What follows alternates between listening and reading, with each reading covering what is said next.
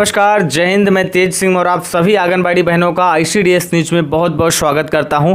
आज की इस वीडियो को जरूर देखिएगा बहनों, क्योंकि इसमें कई महत्वपूर्ण खबरें आप सभी को बताने वाला हूं। तो वीडियो को शुरू से अंत तक पूरा देखिएगा। आगे बढ़ने से पहले आप सभी बहनों से एक छोटी सी रिक्वेस्ट है कि अगर आप चैनल पर पहली बार आई हैं तो लाल रंग का जो सब्सक्राइब बटन है उसको दबाकर चैनल को सब्सक्राइब कर लें, साथ में बनी घंटी को दबाकर ऑल पर सेलेक्ट कर लें। चलिए ज़्यादा वक्त न लेते हुए खबरों का सिलसिला शुरू करते हैं। उससे पहले वीडियो को सभी बहनें लाइक कर दें। आज की पहली बड़ी खबर उत्तर प्रदेश से है। बड़ी दुख भरी खबर है, बहुत ही दुखद खबर है। BLO की ड्यूटी से परेशान होकर शिक्षक ने की खुदकुशी। लखनऊ के प्रियदर्शनी कॉलोनी निवासी थे अनिल। हरदोई BLO और कोविड टीकाकरण में ड्यूटी लगाए जाने से परेशान शिक्षक ने फांसी लगाकर खुदकुशी कर ली। लखनऊ के सीतापुर रोड स्थित प्रियदर्शनी कॉलोनी निवासी अनिल कुमार 42 साल के थे। टोडरपुर विकास खंड के ग्राम कारवां स्थित ग्राम विद्यालय में सहायक अध्यापक थे। उनका छोटा भाई अतुल 52 विकास खंड के ग्राम सौरंगापुर में प्राथमिक विद्यालय में सहायक अध्यापक है। शहर के मोहल्ला सुभाष नगर में अनिल छोटे भाई अतुल और उसकी पत्नी नीतू के साथ किराए पर रहते थे। अतुल ने बताया कि सोमवार को अनिल को शाहाबाद तहसील में BLO संबंधी कार्य के लिए जाना था, लेकिन वह नहीं गए। अतुल विद्यालय चले गए जबकि उनकी पत्नी मायके चली गई। शाम 4 बजे अतुल घर पहुंचे तो दरवाजा अंदर से बंद मिला। अंदर देखा गया तो शव पड़ा हुआ था। बहुत ही बेहद दुखद खबर है। तो पेपर के अनुसार BLO की ड्यूटी से परेशान होकर शिक्षक ने खुदकुशी कर ली। यही हाल हमारी आंगनबाड़ी बहनों का ही है। उनको इतना काम दिया जाता है, हमारी बहनों की मानसिक स्थिति कभी कभी गड़बड़ा जाती है, क्योंकि उनको कभी BLO की ड्यूटी करनी है तो कभी चुनाव, कभी कोरोना वैक्सीन का केंद्र संभालना है।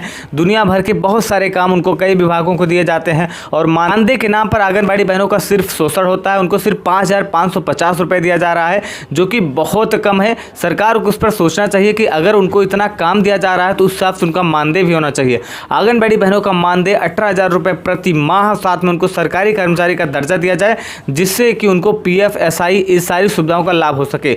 और जो हमारे प्रदेश के साथ साथ देश के अन्य जो राज्य हैं उनमें से जो सबसे बड़ी व्यथा ये है आंगनबाड़ी बहनों का कि 62 वर्ष विभाग को देने के बाद जब वह रिटायर होती हैं, सरकार जो है और विभाग उनको 1 रुपये नहीं देता और खाली हाथ रिटायर कर देता है, जो कि बेहद दुखद है। तो मेरी मांग है सरकार से, सभी राज्यों की सरकारों से, कि आंगनबाड़ी बहनों को जब रिटायर किया जाए तो उनको 5 लाख रुपए और जो सहायिका बहनें हैं उनको 3 लाख रुपए का एक राशि दी जाए, जिससे कि वह अपना जीवन जो आगे का है वो सही से बिता सकें। सरकार को इस पर जरूर सोचना चाहिए। आज की अगली खबर उत्तर प्रदेश के लखनऊ से है। पुष्टाहार विभाग में भरे जाएंगे 5,000 पद।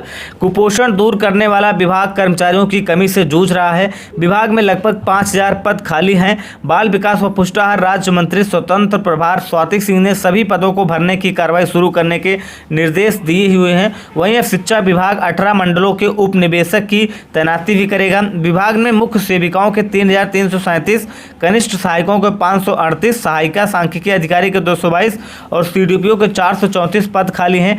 इनमें कुछ सीधी भर्ती तो कुछ प्रोन्नति से भरे जाएंगे।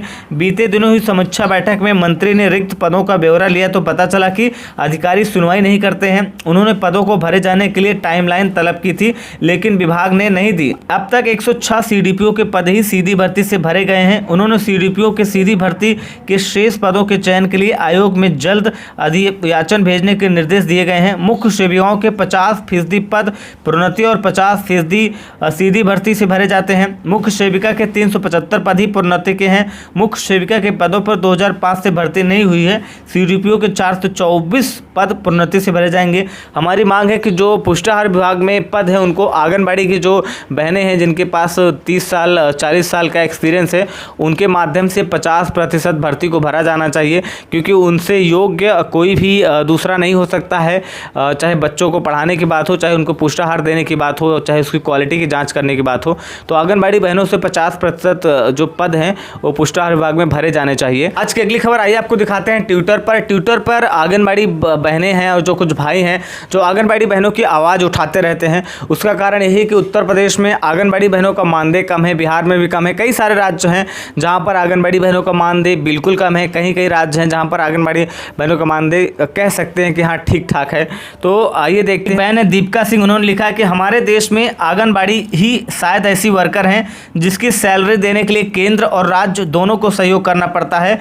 क्या करें, इतनी ज़्यादा सैलरी है कि एक सरकार के बस में ही नहीं है। तो आंगनबाड़ी बहन दीपिका सिंह ने तंज करते हुए सरकार को लिखा है, कोई भी ऐसा कर्मचारी नहीं है देश में जिसकी सैलरी केंद्र और राज्य सरकार मिलकर देती हो, लेकिन यहाँ पर आंगनबाड़ी बहनों की इतनी कम सैलरी है, वो भी दोनों लोग केंद्र और राज्य सरकार मिलकर देती है और वो भी सैलरी समय पर नहीं दे पाते हैं। सबसे बड़ी बात यह है, तो सरकार को उस पर जरूर सोचना चाहिए कि दो सरकारें जब किसी कर्मचारी को मिलकर सैलरी दे रही हैं और वो सैलरी इतना कम है कि एक व्यक्ति अपना खुद का खर्च नहीं चला सकता है महीने भर का इस महंगाई में, तो आंगनबाड़ी बहनों के बच्चे हैं, उनका परिवार हो, कैसे इस महंगाई में खर्च चलाएंगे। उनको इतना काम दे दिया जाता है, काम पे काम। सरकार को कुछ तो सोचना चाहिए। योगी जी अपनी बहनों का कुछ तो ख्याल रखिए। आपने वादा भी किया था, अभी तक उनका मानदेय क्यों नहीं मिल रहा है जो आपने बढ़ा हुआ दिया था।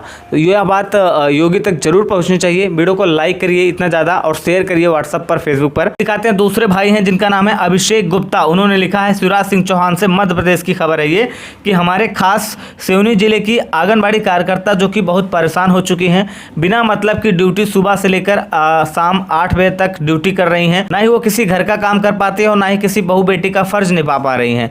विनती है जो समय का दायरा तय किया गया है उसी समय के दायरे में आंगनबाड़ी बहनों को काम करने का आदेश दिया जाए। वैसे तो कहने को आंगनबाड़ी बहनों को 4 घंटे का काम दिया जाता है, 6 घंटे काम करना है, लेकिन सच्चाई है कि वो 12 से 12 घंटे काम करती हैं।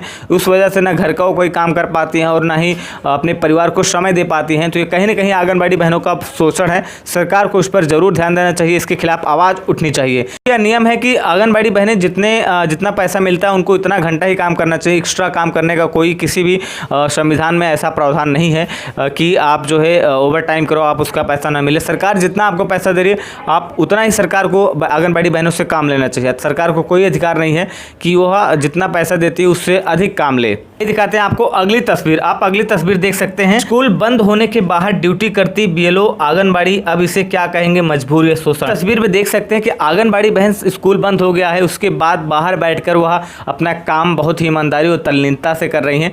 आंगनबाड़ी बहनों का शोषण है या फिर यह मजबूरी कह सकते हैं। आंगनबाड़ी बहनों का सरकार शोषण ही करती है क्योंकि इतने कम मानदेय में शोषण ही है। कम से कम आंगनबाड़ी बहनों का मानदेय 20,000 होना चाहिए और उनको सरकारी कर्मचारी का दर्जा दिया जाए। आप तस्वीर में देख सकते हैं कि बहन बेचारी बाहर बैठकर, उनको बैठने की व्यवस्था भी ढंग से नहीं है, मिट्टी पर वो जो है बीएलओ का काम कर रही हैं। ये देखने पर कितना दुख होता है कि हमारे देश में ऐसे भी कर्मचारियों को काम करना पड़ता है। आज की अगली खबर मध्य प्रदेश के जबलपुर से है। आंगनबाड़ी कार्यकर्ताओं का शोषण बंद करे शासन। मध्य प्रदेश के जाने माने समाचार पत्र नई दुनिया में यह खबर छपी है।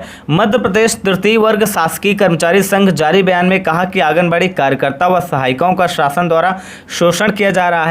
कोरोना काल में लगाए गए लॉकडाउन के समय से ही कार्यकर्ताओं द्वारा संक्रमित व्यक्तियों की जांच करने घर घर सर्वे किया गया था, लेकिन इसके अवध में आज तक अतिरिक्त मानदेय नहीं दिया गया, जो कि बेहद दुखद है। संघ के प्रांतीय महामंत्री योगेंद्र दुबे ने जारी बयान में कहा कि आंगनबाड़ी कार्यकर्ताओं व सहायिकाओं को कोविड टीकाकरण महाअभियान में भी अपनी महत्वपूर्ण भूमिका निभा रही हैं।